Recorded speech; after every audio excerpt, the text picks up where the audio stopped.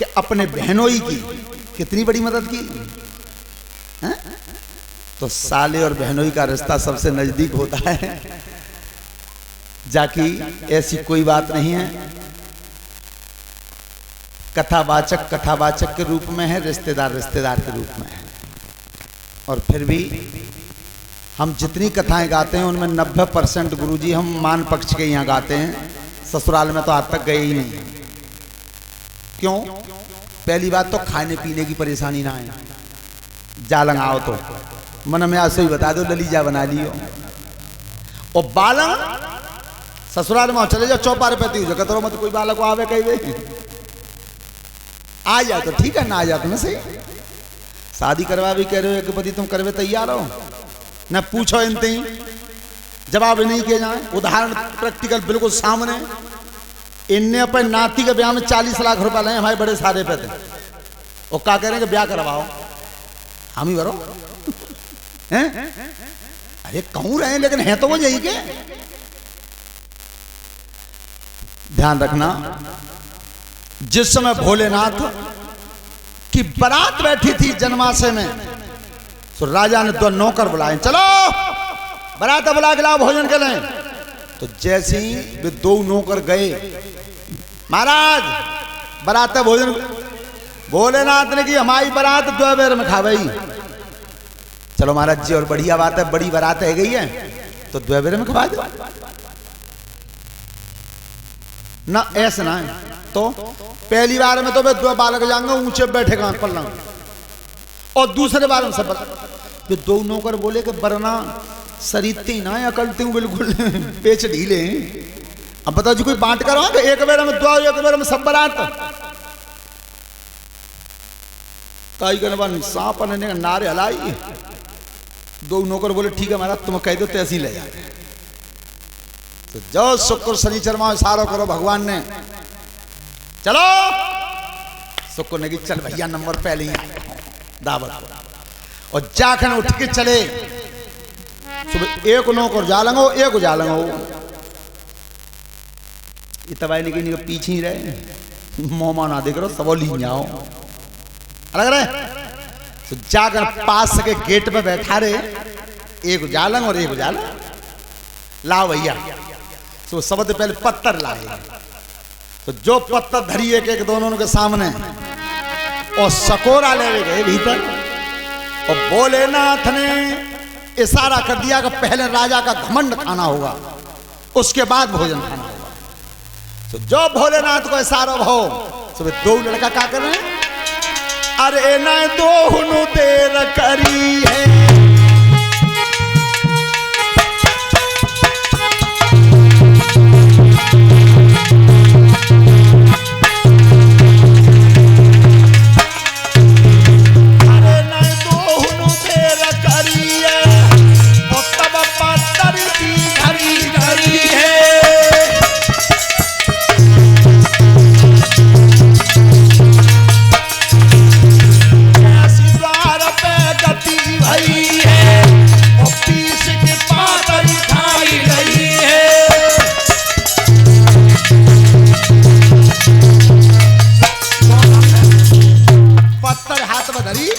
और 4 रंग इकट्ठी करी और चूरन बनाओ। अब वे सकोरा लाए, दोनों के सामने धरे, और भीतर गए पूरी कचौरी लड्डू ले रहे। अब तो जुलम करी डारे, और 4 सकोरा कर तोड़ा रे।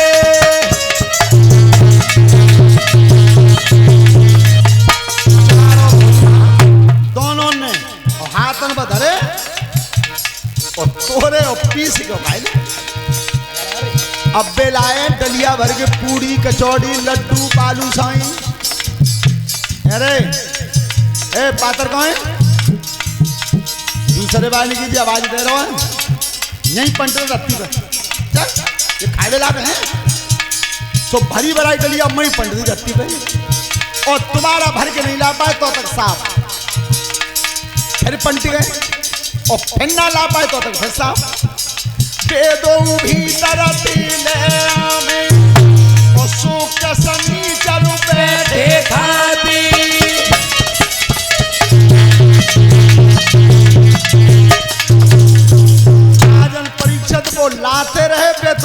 खाते रहे, कितनों खाए गए।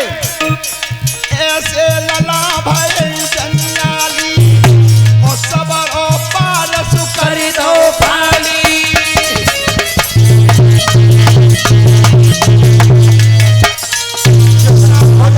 था राजा ने सब खत्म। और जो देखी हो तुमने बालक नई नई उम्र के सुन रहे हो, अगर न बात समझ में आवे तो बड़े बूढ़े से पूछ लियो कि 500 में सामान निपट जाए तो 500 भैया बाढ़ ना आवत। फिर वे दोनों भीतर ही रह गए। सबको क्यों भैया ए दादा लाओ ना, ए वही तो आधा पेट ना आए हम अब्बा में कहो तो लाओ में। जब नहीं निकले बाहर तो शुक्र खड़ा हुआ चौखट पर। खींच के भुजा शुक्र ने मारी, चौखट धराई उखाड़ी।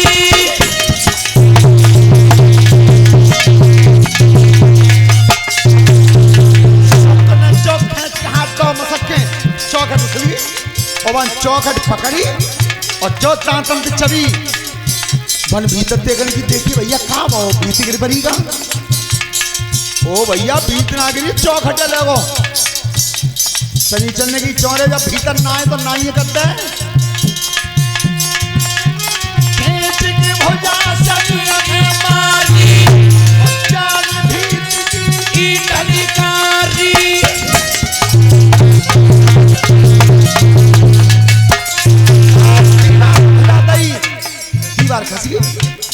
अब्बा में ईट उठा उठा खाई है भैया। देखिए काबो बच्चों छत्तीसगढ़ी का कितने दद्दू छत्तनागिरी एक खारो चौखटे और एक खारो ईटनो जब मोत और खा जाएंगे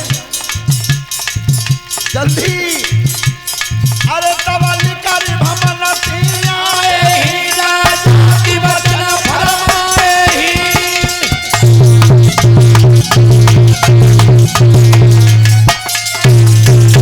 महाराज जो दोनों लियों कर निकल के भाजे। राजा ने की कहा वो बारात खाएगी भोजन। महाराज भोजन की कह रहे हो, दो बालक आए जन्माशय में थे, जितनो तुमने भोजन बनवाओ तो सब खाएगे। महाराज बचो कछुना सबसे बड़ो कष्ट तो जा बात को है कि अबे हम आएगा ताखन। राजा ने की कछू न बचो। अरे बचवे कह रहे पूरे पास में कचौरी ना है तो ईटे खा रहे हैं बैठे। महाराज लौट के जाएंगे तो वो कुठरियों ना आए। राजा ने की कछुना बचो। महाराज सबसे बड़ा दुख तो जावा तो दो बालक आए कहा इनसे बहुत बड़े बड़े पेटन को तो मैं बैठे हैं जन्माशय में। पूरे कछु राजा का घमंड चूर हो गया, तिनका दांतों में दिया और तब जाके भोलेनाथ नेत्र बंद करें और सबरी शक्ति नहीं पे लग रही द्वन पे क्या घमंड चूर करना है। वो इतने राजा ठाड़े आवाज दे रहे हैं भोलेनाथ भोलेनाथ। भोलेनाथ ने पलक खोल के कही कि जो मेरा काम हो रहा है उसे होने दे। Don't disturb me. है समझ। जिस समय भोलेनाथ ने पलक खोला है, बोलो राजन प्रभु गलती क्षमा करियो, बिल्कुल बात मट्टी में मिल गई, चौपट है वो, कछु नहीं बचो। देख लो राजा वही बारात तो सभी बैठी है, महाराज कछु ना है बिल्कुल। ध्यान रखना घमंड जब चूर हो गया महाराज का, तब भोलेनाथ ने की राजन तुम एक कमरा को कह रहे हो, तुम्हारा ही तो एक घमंड ले जा रहा तुम्हें। थोड़ी देर और रुक गए तो बस कुठरिया की तो चंतका है न। गांव में का को मकान बचे, न ठोर बचे, न मट्टी बचे, न पौ बचे, न जेंगरा बचे, न आदमी बचे। महाराज कैसी करके नहीं दया। जब घमंड चूर हुआ है तब कहीं महाराज अगर बचाना चाहते हो, दोनों बच्चों को भूख मिटाना चाहते हो तो एक काम कर दो बहुत जल्दी, बहुत जल्दी। कौन सा? सुनो भूप धरि ध्यान, अरे बनिए जी शिवाजी की सत्ता।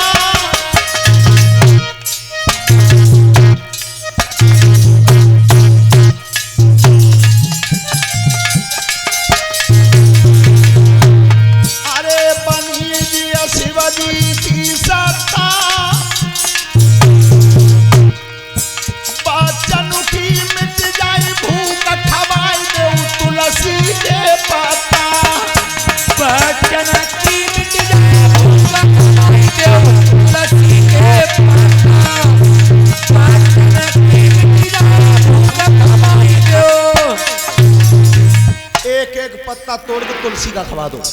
तो ध्यान करें सभी माताएं, बहनें, बेटियां कि तुलसी के पत्ता जब तुम तोड़ती हो सुबह, तो बिना स्नान किए कभी तुलसी के पेड़ से हाथ मत लगाना। और तुलसी का पौधा लगाया कहां जाता है? किन किन के घर में हाथ उठाओ तुलसी का पेड़? तुलसी का पेड़ बीच आंगन में लगाना चाहिए, बीच में, चारों तरफ से बीच में।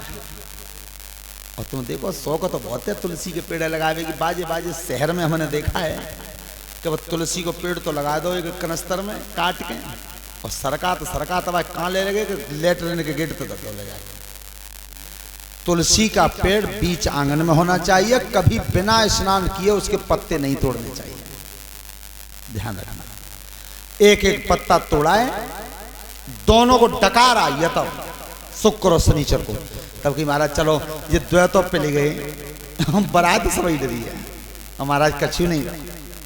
राजन कमरा का ताला खोलिए, पास जो बना हुआ है, सब भोजन ज्यों का त्यों रखा है। सब बारात भोजन कर गई, भोलेनाथ को बुलाया मंडप के नीचे। तो जा घर में ब्याह हो तो तब भीड़ भाड़ तो होती ही है। तो जाकर बरना ने बीच चौक में कदम रखो, मारे के नीचे बात सांप ने लपेटा दो चारों लोग। अपे पे बालक बगल में देखे सब किनारों करेगी, बहना ब्याह ही सब होते रहे वाला। आंगन खाली, मैंने बोली जी क्या करो तुमने, सब ब्याह की सुबह बिगड़ गई, कोई ना है आंगन में, कोई आए भी तैयार ना है। भोलेनाथ ने वो सर्प गले में से उतारा, मंडप पे टांग दिया ऊपर। शादी संपन्न हुई, विवाह भोलेनाथ का पार्वती का हुआ। और जब भोलेनाथ निकल के चले हैं, और तब कई मैना ने के जा रहे हो कि हाँ, तो जाए तो ले जाओ। तब वो सर्प पकड़ के खींचा है, वो आज तक परंपरा चल रही है, जो वरना भूत खोलता है, एक सीख खींचे तो लौट के चले गए पार्वती को लेकर के। ध्यान रखना, भोलेनाथ जब पार्वती अपनी महतारी से मिलने आई थी, ध्यान करना बच्चों, माता जी, अम्मा जी, मैया, ये शब्द हैं भारत की संस्कृति के। मम्मी गौना लिखी कहीं नहीं है। और मम्मी पूछो चाहो तो हमारे अंग्रेजी के लेक्चरर साहब बैठे हैं गुरुजी, उन्हें पूछ लो मम्मी कहते कहते हैं, मालूम कहते हैं? मम्मी शब्द है मुर्दा घर में जो लाश धरी होते ताते कहते हैं मम्मी।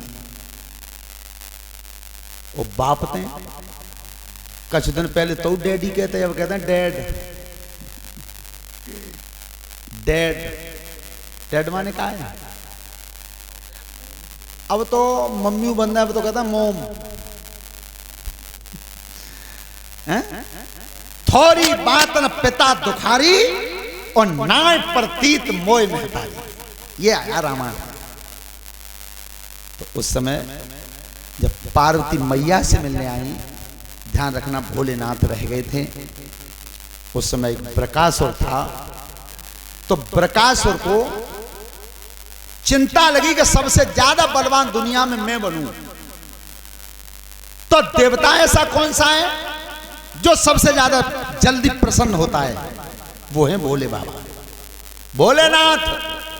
तो भोलेनाथ के पास आया और परिक्रमा दी, मस्तक झुकाया, सेवा करता रहा। प्रभु मुझे अपना शिष्य स्वीकार कर। शिष्य, और कहा क्या?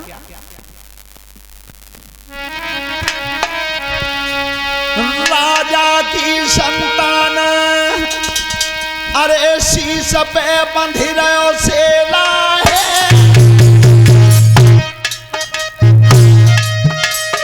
मेरी बिनती बारंबार बनाई ले हुई अपनों सेला है। मेरी बिनती बारंबार बनाई ले हुई सेला है।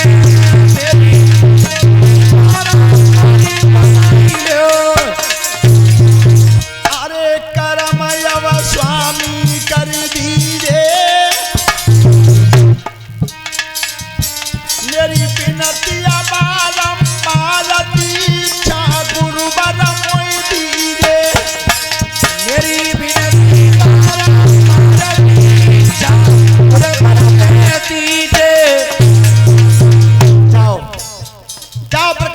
मेरे शिष्यों में तुम्हारा गुरु हूं।